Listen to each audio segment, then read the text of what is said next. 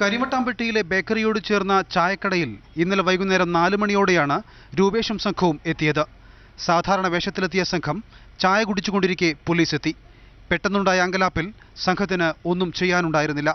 കടയുടമ സംഭവം വിശദീകരിക്കുന്നത് ഇങ്ങനെ: டீ கேட்டாங்க, தமிழில் தான் கேட்டாங்க.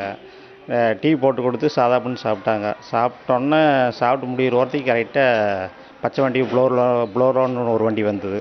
அதில் வந்து ஒரு 7-8 பேர் வந்து ரவுண்டு கட்டி தூக்கி உள்ளே போட்டாங்க. ஒரு 4 பேர் ஏறிட்டாங்க, ஒரு ஆள் மட்டும் ஏறாமல் வந்தது. அப்புறம் அவையில் உள்ளே உட்கார வச்சு തള്ളിയിട്ടാങ്ക. മുദ്രാവാക്യം വിളിച്ചാണ് സംഘം പോലീസ് വാഹനത്തിൽ കയറിയത്. എല്ലാം 10 മിനിറ്റ് കൊണ്ട് അവസാനിച്ചു. തുടർന്ന് തമിഴ്നാട് ക്യൂ ബ്രാഞ്ചിന്റെ രഹസ്യകേന്ദ്രത്തിലേക്ക് പ്രതികളെ മാറ്റി. കഴിഞ്ഞ ഒരാഴ്ചയായി കോയമ്പത്തൂരുള്ള ആന്ധ്ര പോലീസ് രൂപേഷിന്റെയും സംഘത്തിന്റെയും നീക്കങ്ങൾ നിരീക്ഷിച്ചു വരികയായിരുന്നു. 4 സംസ്ഥാനങ്ങളിലെ പോലീസിന്റെ ഒത്തൊരുമിച്ചുള്ള ബുദ്ധിയാണ് മാവോ സംഘത്തെ കുടുക്കിയതെന്നാണ് ഒരുപക്ഷം. എന്നാൽ നേരത്തെ പിടിച്ച സംഘത്തെ കോയമ്പത്തൂരിൽ വെച്ച് നാടകം കളിപ്പിച്ചു എന്ന മറുപക്ഷവും ഉണ്ട്. ക്യാമറമാൻ അഭിലാഷ് ഒങ്ങല്ലൂരിനൊപ്പം മുഹമ്മദ് നൗഫൽ, മാതൃഭൂമി ന്യൂസ്, കോയമ്പത്തൂർ. നാട്ടികയ്ക്കടുത്ത് തളിക്കുളത്ത് ജനിച്ച് ഇടതു വിദ്യാർത്ഥി പ്രസ്ഥാനങ്ങളിലൂടെയാണ് രൂപേഷ് ചുവപ്പൻ വിമോചനത്തിന്റെ രാഷ്ട്രീയത്തിലെത്തുന്നത്.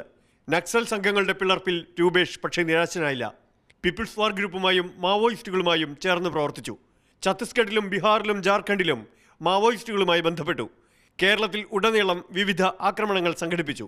മല്ലരാജ റെഡ്ഡിയുടെ അറസ്റ്റിന് പിന്നാലെ കളമശ്ശേരിയിലെ വീട്ടിൽ നടത്തിയ റെയ്ഡിന് ശേഷമാണ് രൂപേഷ് ഒളിവിൽ പോകുന്നത്. CPM മാവോയിസ്റ്റ് പശ്ചിമഘട്ട സോണൽ സമിതിയുടെ നേതൃത്വം പിന്നീട് രൂപേഷ് ഏറ്റെടുത്തു. സായുധ വിമോചനത്തിനായി കഴിഞ്ഞ മാസങ്ങളിൽ നിരവധി ആക്രമണങ്ങൾ സംഘം നടത്തി. ഇതിൻ്റെയെല്ലാം ഉത്തരവാദിത്വവും രൂപേഷ് ഏറ്റെടുത്തു. ഭാര്യ ഷൈനയും രൂപേഷിനൊപ്പം തോക്കേന്തി. മാവോയിസ്റ്റ് എന്ന പേരിൽ എഴുതിയ നോവലിലും തീർത്തും കാൽപ്പനികമായി തന്നെയാണ് രൂപേഷ് വിപ്ലവത്തെ കണ്ടത്. ഏതു നിമിഷവും പോലീസുമായി ഏറ്റുമുട്ടലുണ്ടായേക്കുമെന്ന് ഉറപ്പിച്ചായിരുന്നു രൂപേഷിന്റെ പ്രവർത്തനം. വിപ്ലവത്തെ അടിച്ചമർത്താൻ സാധ്യമല്ലെന്ന സങ്കല്പവുമായി തന്നെയാണ് രൂപേഷും സംഘവും ഒടുവിൽ പോലീസിന് കീഴടങ്ങുന്നത്. മാതൃഭൂമി ന്യൂസ്, കോഴിക്കോട്.